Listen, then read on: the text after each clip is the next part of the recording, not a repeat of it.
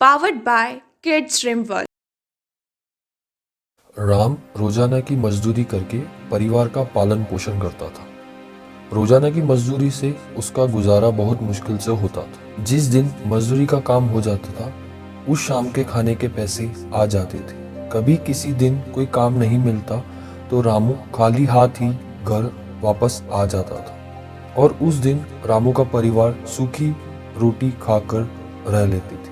एक दिन रामू की पत्नी सुनीता बोली, सुनो जी, एक दिवाली कहीं से थोड़े पैसे का इंतजाम हो जाता तो बच्चों के लिए कपड़े व पकवान बना लेती तो बच्चे भी खुश हो जाते। क्या करूं सुनीता, पिछले 3 दिनों से रोज दुकानदार के पास जा रहा हूं, उनसे कहता हूं कि कोई मजदूरी का काम हो तो बता दो, पर कहीं भी कोई काम नहीं मिलता। आज देखता हूं दिवाली का मौका, कुछ पैसे तो मिल ही जाएंगे। भगवान पर विश्वास करो, वो हमारी कोई ना कोई मदद जरूर करेगा। तभी रामू की बेटी आ जाती है। बाबा, मुझे फुलझड़ी चाहिए।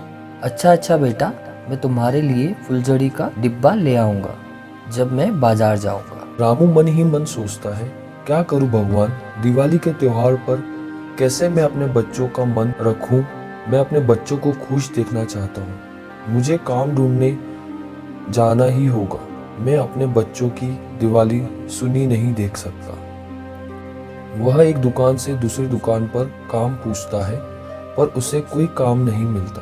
तभी एक दुकान पर रुकता है। मालिक, कोई काम मिलेगा?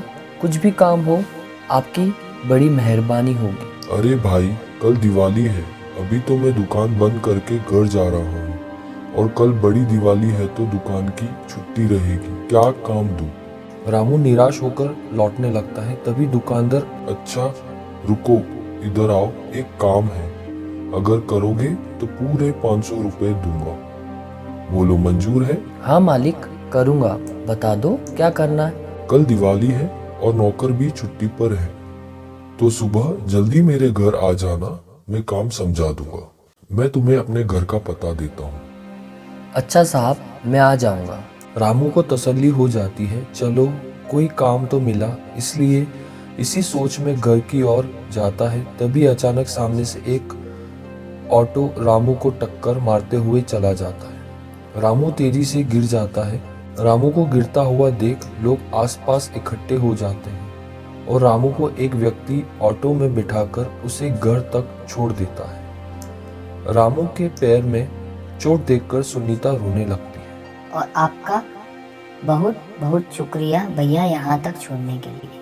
आपको अचानक कैसे चोट लग गई? बाजार से जब वापस आ रहा था तब एक ऑटो ने मुझे टक्कर मार दी और मुझे एक दुकान पर काम भी मिल गया है। कल मुझे सुबह वहाँ काम पर जाना है।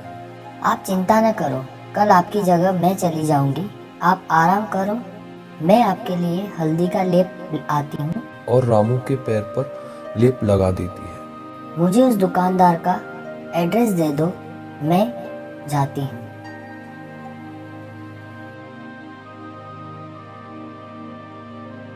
जी, वो आपने कल मेरे पति को घर बुलाया था दिवाली का कुछ काम करवाने के लिए, पर जब वो घर आ रहे थे तो रास्ते में एक ऑटो ने उन्हें टक्कर मार दी, जिसकी वजह से उन्हें पैर में चोट आई है। आपने उन्हें कहा था कि घर की सफाई का काम है, मुझे बता दीजिए, जो भी काम है मैं वो काम कर दूंगी। अच्छा, कोई बात नहीं, आज रात घर में दिवाली की पार्टी है, तो तुम एक काम करो, छत की सफाई करके दिवाली की पार्टी का सारा सामान रख दो। सुनीता छत पर सारा सामान रखने लगती है और छत की सफाई में लग जाती है। दुकानदार कुछ देर बाद बाजार चला जाता है। कुछ देर बाद दुकानदार की पत्नी उसके बेटे को ढूंढती है, वो घर पर दिखाई नहीं देता। तब वह दुकानदार को फोन लगाकर पूछती है, सोहन आपके साथ है क्या? नहीं तो, वो मेरे साथ नहीं है। हाँ, जब मैं आया था तब वह फुलझड़ी जलाकर खेल रहा था। मैंने सुनीता को बोला था उसका ध्यान रखना, शायद उसके साथ खेल रहा होगा। ठीक है, मैं फोन रखती हूँ। सुनीता, ओ सुनीता, सोहन कहाँ है? नहीं मालकिन, वो मेरे साथ नहीं है, वो स्टोर रूम से पटाखे का डब्बा लेने गए हैं। सुनीता, तुम्हारा दिमाग तो नहीं खराब है? तुमने सोहन को अकेले स्टोर रूम में भेज दिया, वो भी पटाखे निकालने के लिए। दुकानदार की पत्नी सोहन को ढूंढने के लिए स्टोर रूम की तरफ जाती है। ये स्टोर रूम से जलने की बदबू कैसी? स्टोर रूम में आग देखकर वह घबरा जाती है। सोहन स्टोर रूम के अंदर होता है। वह जोर जोर से आवाज लगाता है और आग को देखकर वह बेहोश हो जाता है। आग स्टोर रूम के दरवाजे तक लग जाती है।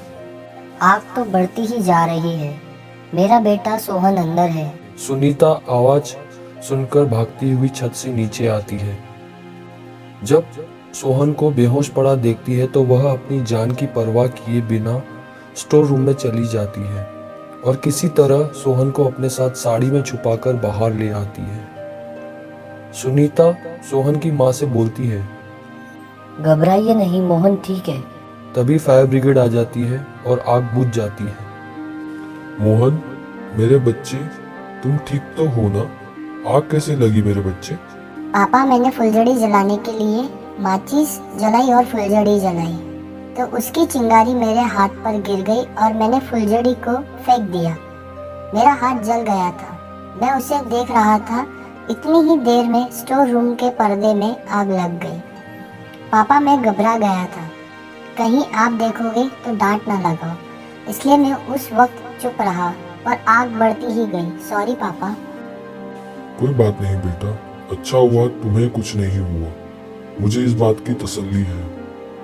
सुनीता, तुम चलो डॉक्टर के पास, मैं तुम्हारे हाथ पर मलहम पट्टी करवा देती हूँ। नहीं मालकिन, जरा सा ही जला है, 1-2 दिन में ठीक हो जाएगा।